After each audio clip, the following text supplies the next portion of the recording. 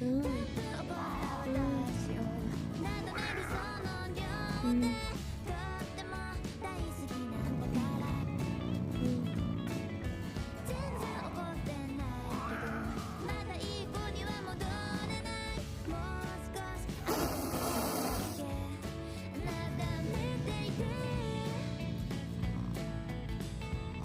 うん、うん、女の子が飲み会にいるなら一言連絡しておいてって言ったのにまたあなたは隠してる。ちょっとくらいならそんなとやかく私だって静かにしてたいわ。チュール持ってくるね。チュールあげようか。